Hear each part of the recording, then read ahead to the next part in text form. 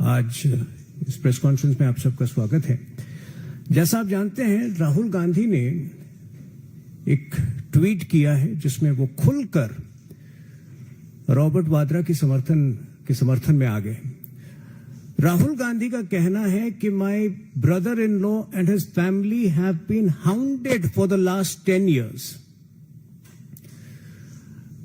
जैसा कि आपको पता है, जो चार्जशीट ईडी ने फाइल की है रॉबर्ट वाड्रा के विरुद्ध, उसमें बड़े गंभीर आरोप है। रॉबर्ट वाड्रा की कंपनी में मात्र 1 लाख रुपए थे जब उन्होंने 58 करोड़ का लैंड डील किया, और राहुल गांधी उसको जस्टिफाई कर रहे हैं। क्या इसको जो है राहुल गांधी हाउंडिंग मानते हैं? आज एक तो राहुल गांधी ने स्पष्ट कर दिया है कि पूरी तरह से या तो उनको जानकारी थी रॉबर्ट वाड्रा के काले कारनामों के बारे में, या हो सकता है कि वो पूरी तरह से इसमें इन्वॉल्व भी थे। गौरतलब है कि नेशनल हेराल्ड केस में कुछ इसी प्रकार के आरोप, इसी प्रकार के चार्जेस जो हैं वो राहुल गांधी के खिलाफ। यंग इंडिया लिमिटेड जो कंपनी बनाई थी, उसने मात्र 50 लाख रुपए देकर 2000 करोड़ से ऊपर की संपत्ति को हड़पने का काम किया था। तो एक तरफ हम देख रहे हैं कि रॉबर्ट वाड्रा, जिनके बैंक अकाउंट में मात्र 1 लाख है, वो 58 करोड़ की डील करते हैं। दूसरी तरफ यही काम करने का आरोप राहुल गांधी पर है, जिन्होंने यंग इंडिया लिमिटेड के जरिए 50 लाख के एवज में 2000 करोड़ से ऊपर की संपत्तियां हड़पी थी एजेएल की। तो ये 1-2 का 4-4-2 का 1 में पूरी तरह से राहुल गांधी और रॉबर्ट वाड्रा जो है भागीदार दिखते हैं। ये भी दुख की बात है, आप सबने देखा है किस तरह से परसों जो है राहुल गांधी जब असम में थे तो उन्होंने एक प्रकार से धमकी दी थी हिमंता बिस्वा शर्मा जी को कि आप गिरफ्तार होंगे, जल्दी गिरफ्तार होने वाले हैं। ये कांग्रेस की जो इमरजेंसी की मानसिकता है वो उससे ऊपर नहीं उठ पा रहे हैं। 1975 में जिस प्रकार से वो लोगों को अंदर करते थे, आज भी वही कल्पना कर रहे हैं, आज भी वही सपने देख रहे हैं कि लोगों को अंदर करेंगे। लेकिन जिनके बारे में, हिमंता बिस्वा शर्मा के बारे में वो ये बयान दे रहे थे, हिमंता बिस्वा शर्मा एक इलेक्टेड सीएम है, निर्वाचित सीएम है, जिनके ऊपर दूर दूर तक कोई आरोप नहीं है। कम से कम राहुल गांधी ने तो कोई आरोप नहीं कहे, तो ऐसे ही किसी को उठा के जेल में डाल देंगे।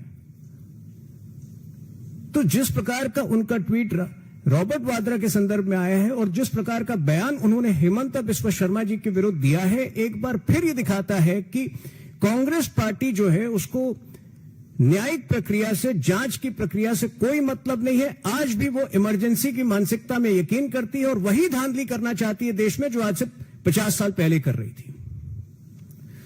तो ये तो भाइयों, ये मित्रों, राहुल गांधी के विषय में हो गया जो उन्होंने आज ट्वीट डाला था। और इस प्रेस कॉन्फ्रेंस का उद्देश्य इससे आगे जाकर कुछ ऐसी सरकारी योजनाओं के बारे में भी आपको बताना था, उनकी परफॉर्मेंस के बारे में, जिन्हें विशेष कामयाबी मिली है और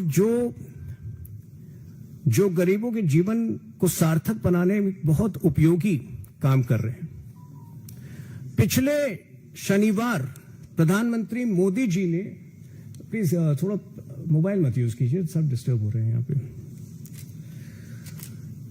पिछले शनिवार प्रधानमंत्री मोदी जी ने एक और एडिशन, रोजगार मेला का एक और एडिशन जो है प्रधानमंत्री जी ने संबोधित किया था, जिसमें लगभग 51,000 लोगों को नौकरियां दी गई थी। अक्टूबर 22, 2022 को ये स्कीम लागू हुई थी। रोजगार योजनाओं का जो इनिशिएटिव है वो उस पहले संस्करण से शुरू हुआ था। आज कुल मिलाकर 16 एडिशंस में 10 लाख लोगों को नौकरियां इससे मिली हैं। तो अगर आप औसत देखें, प्रति रोजगार मेला में लगभग 62,500 लोगों को नौकरियां मिली हैं। पिछले शनिवार जुलाई 12 को जो संस्करण हुआ था रोजगार मेला में, उसमें 47 अलग अलग लोकेशन पर पूरे देश में यह आयोजित किया गया था, जिसमें 51,000 अपॉइंटमेंट लेटर्स बांटे गए थे। देखिए, सबसे विचित्र और सबसे अच्छी बात इन रोजगार मेलाओं की यह है कि जो पुरानी धारणाएं थी, जब लोग सैकड़ों किलोमीटर दूर चल के एग्जाम देते थे, जॉब इंटरव्यू के लिए जाते थे और उसके बाद महीनों प्रतीक्षा करते थे, वो पूरी धारणा, वो पूरी जो पुरानी संकल्पना है जॉब प्राप्त करने की, नौकरी प्राप्त करने की, रोजगार मेला ने बदल दी है। यहां जो आपके आवेदन जो है सरकारी डॉक्यूमेंट्स जो सरकार के पास मौजूद हैं और जो सरकार के पास जो अपॉर्चुनिटीज हैं, इन दोनों को मिलाकर आपको ढूंढ ढूंढ कर जो है नौकरियां बांटी जा रही है। तो ये पूरा एक पैराडाइम शिफ्ट है, एक बहुत बड़ा शिफ्ट है। जो पूरा जो जॉब क्रिएशन का अप्रोच है, उससे ये पूरा उस जो जॉब क्रिएशन का अप्रोच बदल जाता है पूरे देश में। एक जॉब क्रिएशन जिसमें लोग तपस्या करते थे जॉब पाने के लिए, अब सरकार जो है मिशन मोड में आकर जॉब प्रदान कर रही है। और इससे विशेष तौर पर सामाजिक एक हर्ष, एक सामाजिक उत्तेजना आई है। तुरंत जिन लोगों को नौकरियां प्राप्त हो रही हैं रोजगार मेले के जरिए, तुरंत उनकी स्किल डेवलपमेंट की दिशा में उस पर काम किया जा रहा है। और जैसा कि मैंने आपको फिगर बताया, ये फिगर बयान करते हैं कि कितने बड़े स्तर पर इस योजना को कामयाबी मिली है। मात्र 20 महीने में कुछ 10 लाख जॉब जनरेट हुए हैं और हर महीने लगभग ये हो रहा है, और हर महीने में लगभग 50-60 हजार नई नौकरियां जनरेट हो रही हैं। एक और योजना जो सरकार ने 24 अप्रैल 2020 को शुरू की थी, ये पंचायती राज दिवस के दिन शुरू की थी और ये पंचायती राज मिनिस्ट्री के अंडर आता है, वो है स्वामित्व योजना। स्वामित्व योजना के तहत, स्वामित्व योजना जो है डिजिटल इंडिया का एक बहुत अच्छा टूल बनकर उभरा है। स्वामित्व योजना के जरिए डिजिटल लैंड होल्डिंग कार्ड्स जो हैं लगभग 3 लाख गांवों में ड्रोन टेक्नोलॉजी के उपयोग से 2 करोड़ लोगों को बांटे गए हैं। 2 crore property cards, digital property cards बांटे गए हैं और कुल वैल्यू इन 2 करोड़ प्रॉपर्टीज का जिसके कार्ड्स बनाए गए हैं आज 100 ट्रिलियन से ऊपर है। इससे लाभ क्या हो रहा है यह आपको समझना होगा।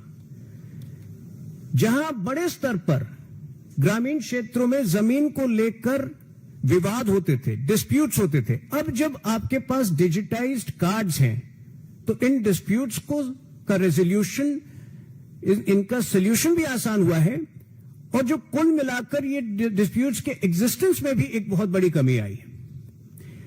दूसरी तरफ चूंकि ये डिजिटल कार्ड्स इतने बड़े स्तर पर 2 करोड़ लोगों के पास मौजूद हैं, लोन लेने की स्थिति में ये सबसे आसान माध्यम बन जाते हैं, ये सबसे आसान प्रूफ बन जाते हैं कि आप इसके जरिए लोन उठा सकते हैं। इससे आर्थिक समृद्धि आ रही है। भविष्य के लिए जब हम रूरल डेवलपमेंट की प्लानिंग कर रहे हैं, नए सड़क का निर्माण कर रहे हैं गांवों में, तो इकोनॉमिक प्लानिंग में इसमें विशेष मदद मिल रही है क्योंकि इन कार्ड्स के जरिए जो ड्रोन टेक्नोलॉजी से स्थापित किए गए हैं, बनाए गए हैं, जो लैंड होल्डिंग के पैटर्न जो है वो बनाए गए हैं, बड़े स्तर पर प्लानिंग हो रही है और गांवों का विकास हो रहा है।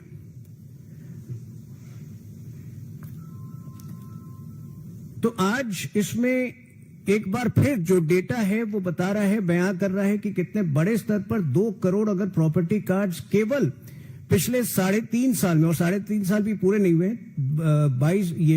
24 अप्रैल 2022 को लॉन्च हुआ था ये स्कीम। 3 साल में 2 करोड़ से ऊपर प्रॉपर्टीज की पूरी तरह से जांच होकर ये कार्ड्स बन चुके हैं। 3 लाख गांव जो है इससे विशेष तौर पर लाभान्वित हुए। तो ड्रोन टेक्नोलॉजी का आर्टिफिशियल इंटेलिजेंस का, डिजिटल इंडिया का, इन सब का समावेश जो है आप ग्रामीण भारत में इस स्कीम के जरिए देख सकते हैं। अभी प्रधानमंत्री जी ने अपने स्पीच में नमो ड्रोन दीदी योजना का भी जिक्र किया था। नमो ड्रोन दीदी योजना एक और ऐसी योजना है जो विशेष तौर पर आर्टिफिशियल इंटेलिजेंस, डिजिटल टेक्नोलॉजी और ड्रोन टेक्नोलॉजी, इन सब का समावेश करके बड़े स्तर पर ग्रामीण क्षेत्रों में, और यह स्कीम तो विशेषकर केवल महिलाओं के लिए है, तो महिलाओं की जो उन्नति हो रही है उसमें एक विशेष भूमिका निभा रही है। ड्रोन दीदी योजना जो है वो 30 नवंबर 2023 को लागू हुई थी। इसमें कुल टारगेट था कि आने वाले 3 वर्षों में 3 करोड़ लखपति दीदी जो है इसके जरिए बनाया जाना था, और पहले वर्ष के अंत में ही लगभग इसमें जो है आधा target 1.5 crore self help groups के जरिए जो है महिलाओं तक रीच आउट किया गया, उनको ट्रेनिंग दी जा रही है, और एक बड़े स्तर पर लगभग 1.5 करोड़ ड्रोन दीदी जो है आज मौजूद है हमारे गांव में। इसका पर्पस इसका उद्देश्य मैं आपको संक्षेप में बता दूं। ड्रोन दीदी टेक्नोलॉजी क्या है? ड्रोन्स के जरिए जो है क्या इष्टतम जो है ऑप्टिमल फार्मिंग की जा सकती है। जब खेतों में फर्टिलाइजर डाले जाते हैं तो क्या वो सही संख्या में डाले जा रहे हैं या ज्यादा या कम संख्या में डाले जा रहे हैं? जो केमिकल्स हैं वो किस प्रकार से कम किए जा रहे हैं? तो ये ड्रोन टेक्नोलॉजी जो है, ये ड्रोन टेक्नोलॉजी में बहुत ही साइंटिफिक तरीके से महिलाओं को ट्रेनिंग दी जा रही है, जिसमें कि वो ड्रोन में ही ऐसी सेटिंग्स कर दें जिससे खेती में सबसे बेहतर प्रावधान हो, फर्टिलाइजर में जो है कम जो केमिकल्स हो वो कम से कम हो और उत्पादकता सबसे ज्यादा हो। और इसके जरिए 15 दिन की ट्रेनिंग दी जा रही है महिलाओं को, जिसमें 5 दिन जो है वो ड्रोन पायलटिंग के लिए है और 10 दिन जो है वो एग्रीकल्चर एप्लीकेशंस के लिए है। तो इसमें जो है, जैसा कि मैंने कहा कि प्रधानमंत्री मोदी जी ने हमेशा टेक्नोलॉजी के लोकतांत्रिकरण की बात की है, डेमोक्रेटाइजेशन ऑफ टेक्नोलॉजी, कि क्या टेक्नोलॉजी का लाभ सबसे पिछड़े कस्बों तक पहुंच रहा है, और उसका सबसे जीवंत उदाहरण ड्रोन दीदी प्रोग्राम है, क्योंकि इसमें महिलाएं ही बड़े स्तर पर और सब महिलाएं ही पूरी तरह से लाभान्वित हो रही हैं। एक बार फिर जो फिगर हैं वो बहुत ही आशान्वित करने वाले फिगर हैं। जैसा कि मैंने कहा, पहले 3 साल के टारगेट थी 3 करोड़ महिलाओं को लाभान्वित करना, जिसमें 1.5 करोड़ जो है अब तक लाभान्वित हो चुकी हैं। इसी प्रकार के कई और स्कीम्स हैं जिसका विशेष लाभ हो रहा है, और हमारी कोशिश यही होती है कि राजनीतिक गहमा गहमी के बीच कुछ ऐसे स्कीम्स के विषय में भी आपको बताते रहें जिससे कि देश का भला हो रहा है, देश के लोगों का भला हो रहा है, जनता का भला हो रहा है, गरीबी दूर हो रही है। तो मूल तौर पर ये आज का प्रेस कॉन्फ्रेंस था। आपके प्रश्नों की प्रतीक्षा रहेगी।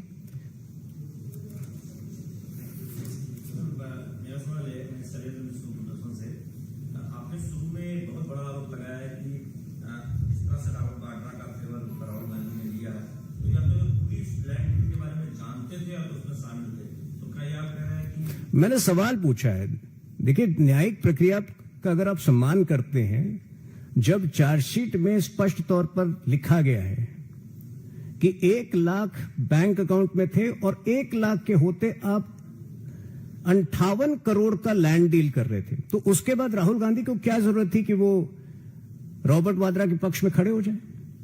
क्या जांच एजेंसी पे भरोसा नहीं है? कोर्ट पर भरोसा नहीं है? हर विषय पर हमने देखा है कि या तो ये जांच एजेंसी पे प्रश्न उठाते हैं, या इलेक्शन कमीशन पर प्रश्न उठाते हैं, या सुप्रीम कोर्ट पर ही संशय पैदा करने की कोशिश करते हैं। और आखिर क्या विवशता है इनकी कि हर संस्था पर ये प्रश्न उठाते हैं? मेरे ख्याल से इसका उत्तर राहुल गांधी को देना होगा कि अगर वो खुलकर खड़े हैं आज रॉबर्ट वाड्रा के साथ, तो उनको बताना होगा कारण क्या है।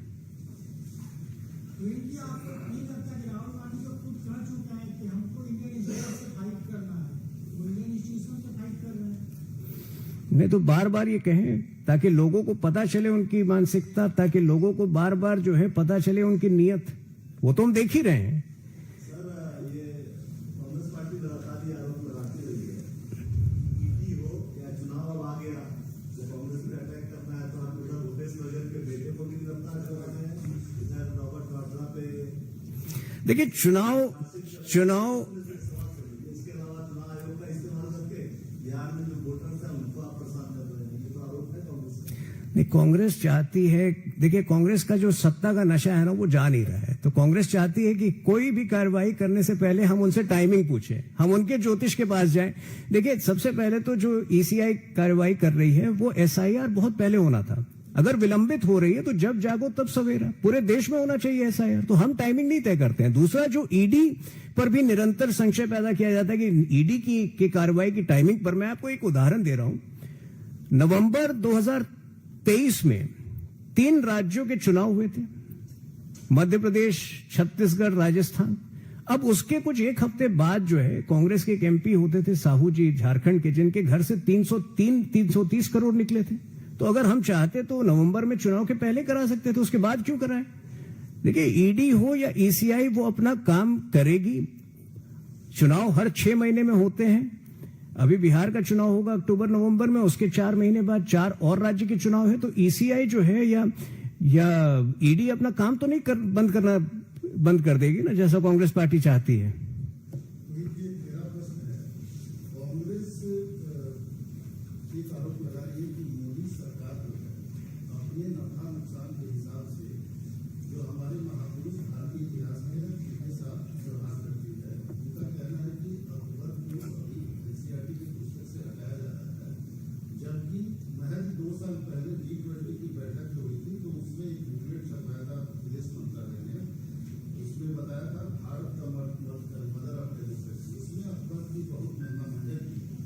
तो ये 1.5 साल में सीट हो गया सरकार। देखिए, एनसीईआरटी की जो किताबें हैं वो माइक्रो लेवल पर तो हम नहीं उसको तय करते हैं क्या होना चाहिए क्या नहीं होना चाहिए। लेकिन यदि कोई कोर्स करेक्शन हो रहा है, अगर कुछ सुधार हो रहा है, पहले जो बातें कही गई हैं अगर उसमें तथ्यों का अभाव नजर आ रहा है। अब जैसे आज मैं देख रहा था बाबरनामा में खुद बाबर ने कबूला है इस बात को कि वो हिंदुओं को मारते थे, इनफिडल की हत्याएं करते थे।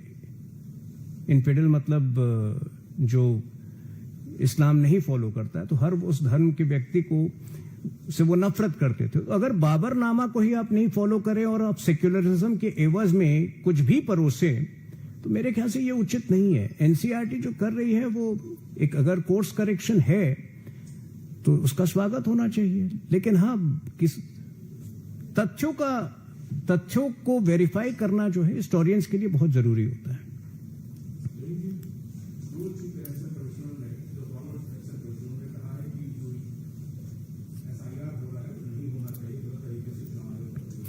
इलेक्शन कमिश्नर ने कहा उससे क्या फर्क पड़ रहा है? अगर सुप्रीम कोर्ट ने यह माना है कि आर्टिकल 326 के तहत स्पेशल इंटेंसिव रिवीजन की जो प्रक्रिया है वो मैंडेटेड है और सुप्रीम कोर्ट ने उस पर रोक लगाना सही नहीं समझा, तो भूतपूर्व इलेक्शन कमिश्नर क्या कहते हैं उससे कोई फर्क नहीं पड़ता है।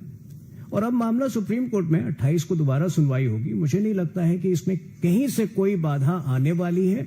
अगर प्रक्रिया में कोई अनियमितताएं हो रही है तो मैं यही आग्रह करूंगा बाकी पार्टियों से कि आप अब सुप्रीम कोर्ट में ही अपने वीडियो, अपने तथ्य जो है पेश करें। जी, धन्यवाद।